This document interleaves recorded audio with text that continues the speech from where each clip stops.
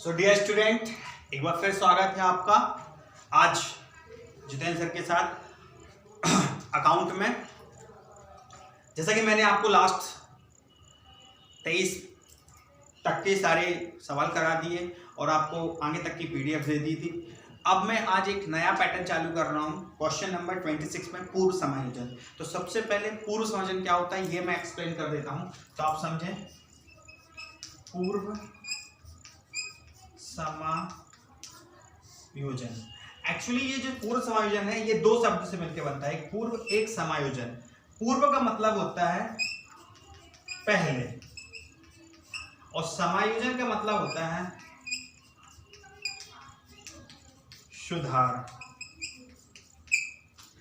समायोजन का हर जगह अलग अलग अर्थ होता है, फिलहाल यहां पर सुधार से है, समायोजित करने से है, सिस्टमैटिक करने से है, एडजस्टमेंट करने से है। पहले सुधार मतलब पहले कुछ गलती हुई होंगी,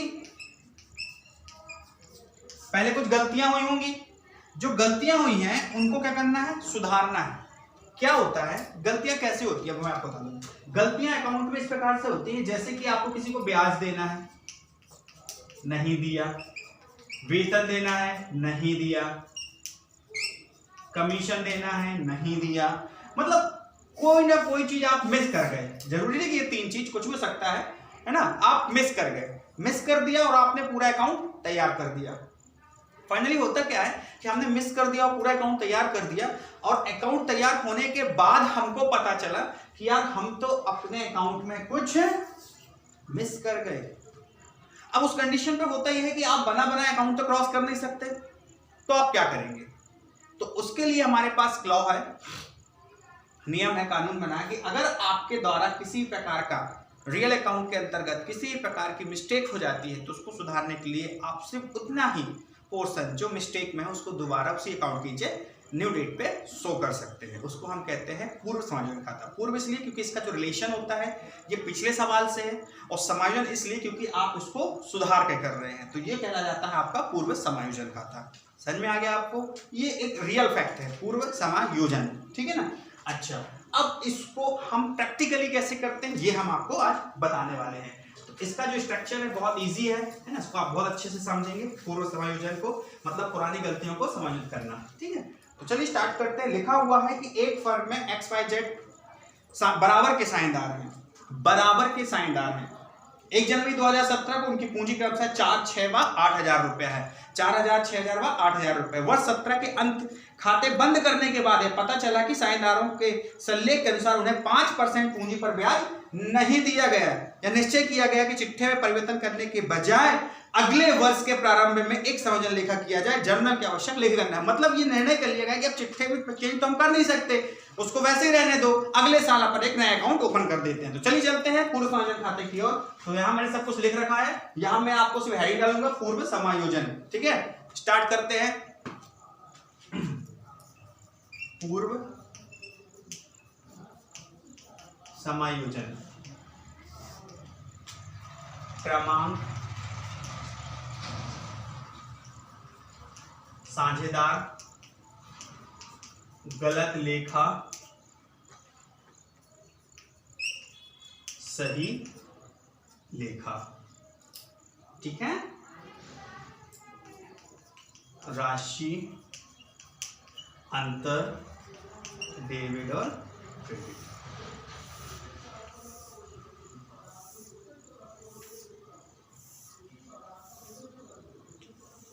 आप इस प्रकार से स्ट्रक्चर बना लीजिए, ठीक है।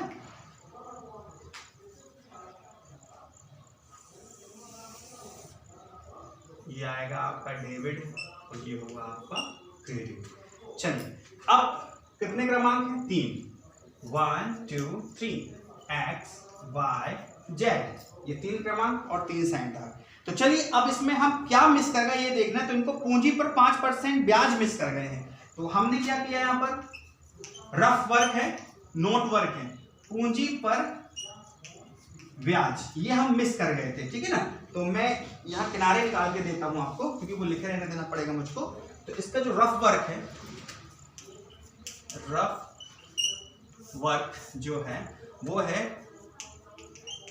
पूंजी पर ब्याज 5%, एक्स वाई और जेड। इनकी पूंजी कितनी कितनी है? इनकी पूंजी है 4, 6, 8। पहले वाले की 4000, दूसरे वाले की 6000, तीसरे वाले की 8000। इनको आपको 5/100, 5/100 और 5/100 देना है। ठीक है, चलिए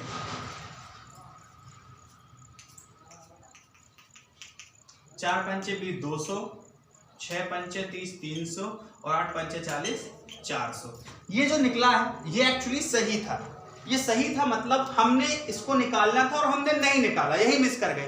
तो इसको हम सही वाले पोर्शन में लिखते हैं, x के 200, y के 300 और z के 400 उठाते हैं। और ये रहा x और ये रहा सही कॉलम, यहाँ लिखेंगे 200, y के 300 और z के 400। हो गया।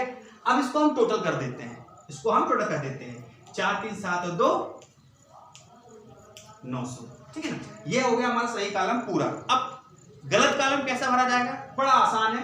सही कॉलम का टोटल जितना भी है उससे इन साझेदारों के अपने अनुपात मतलब वो अनुपात जो बुक में छपे उसमें बांट दो। तो बुक में इनमें छपा है बराबर का अनुपात, तो हम बराबर में बांट देते हैं। तो हमने उठाया इस 900 रुपए को और तीनों में बराबर मतलब 300, 300 और 300 कुल मिला के 900 हमने बांट दिए।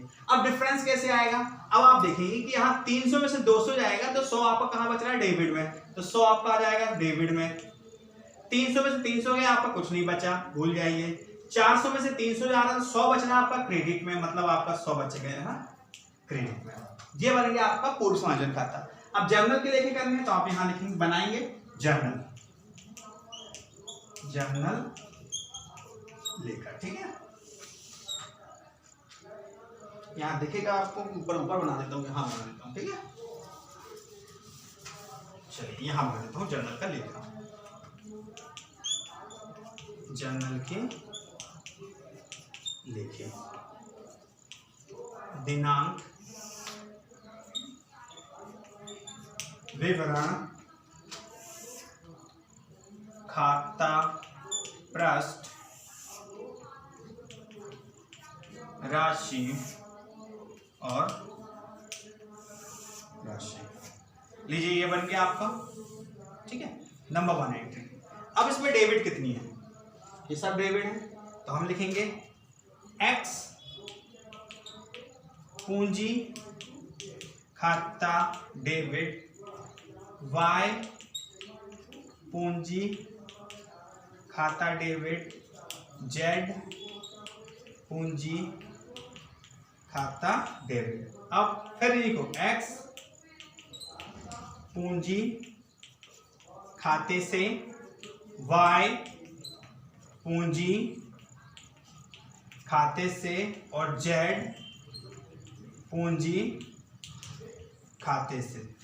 ठीक है भाई, तो चलिए डेबिट वाले कितने थे यहाँ पर? यहाँ कुछ नहीं आ रहा है, यहाँ डैश डैश करते हैं। डेबिट में यहाँ था 300, 300 और 300। क्रेडिट में पहले का था 200, दूसरे का था 300 और तीसरे का था 400। पहला हो गया क्लियर। अब दूसरी एंट्री में आपको सिर्फ ये देखना है कौन डेबिट कौन क्रेडिट। तो आपका ये x डेबिट दिख रहा है और z क्रेडिट दिख रहा है, तो आप उठाएंगे, यहां लिखेंगे x पूंजी खाता डेबिट, z पूंजी खाते से। ठीक है भाई, और यहां पर जो पैसा है वो है 100 रुपया यहां और 100 रुपया यहां, मतलब इसके साथ ये अकाउंट आपका क्लियर हो गया। तो चलिए सबसे पहले हमने बनाया पूर्व समायोजन लेखा। पूर्व समायोजन खाता आपके सामने था, उसके बाद हमने उसी को जनरलाइज कर दिया, जर्नल भी आपके सामने है। ठीक है, ये रहा आपका पूरा का पूरा पूर्व समायोजन खाता। उम्मीद करता हूं कि आज का ये क्वेश्चन नंबर 26 जो कि आपकी पुरानी बुक में पेज नंबर 61 पर है, 3 तारीख को मैंने कराया है, 3 सितंबर। जी हाँ, 3 सितंबर है। तो ये सारी चीजें आपको क्लियर होना चाहिए। कहाँ कैसे आया, ये अमाउंट मैन है, इंपॉर्टेंट है सही वाला, तो ये रहा वो सही इंपॉर्टेंट अमाउंट। यहाँ से ये क्रिएट होता है, यहाँ से मतलब उत्पन्न होता है, यहाँ से हम उसको बनाते हैं और उसको उठा के यहाँ शिफ्ट करते हैं। शिफ्टिंग टोटल जितना होता है उसे हम उनके रेशियो में कन्वर्ट करते हैं, रेशियो मतलब उनके अनुपातों में कन्वर्ट करते हैं, और अनुपात जो हों, वैसे तो 3 प्रकार के अनुपात होते हैं, एक दिया हुआ अनुपात मतलब जो बुक में छपा है, एक बराबर अनुपात जो बुक में ही छपा होता है, और एक जो नहीं दिया होता तो बराबर अनुपात जो हम अपने मन से बांट लेते हैं। ठीक है भाई, तो ये 3 प्रकार के अनुपात होते हैं। तो यहां पर लिखा था बराबर, इसलिए बराबर से बांटा है, मन से नहीं बांटा, मतलब दिया हुआ था। क्लियर? तो इसके साथ ये क्वेश्चन आपका आज क्लियर होता है। अच्छे से देख लीजिए, इसको नोट कीजिएगा, और सभी जितने वीडियो देख रहे हैं सभी को मैं बता दूं, ऑल टू ऑल स्टूडेंट, आपका नोटिफिकेशन बोर्ड का आ चुका है। अपनी कॉपी क्लियर रखें, बनाते चलें, और जल्द से जल्द स्कूल में संपर्क करें, और अपने टीचर से, अपने सब्जेक्ट टीचरों से संपर्क करें, अपनी कॉपी का यहाँ पर मेंशन कराएं, अपने आप को मेंशन कराएं, जिसमें हम आपको बोर्ड से संबंधित जानकारी दें। Okay, noted.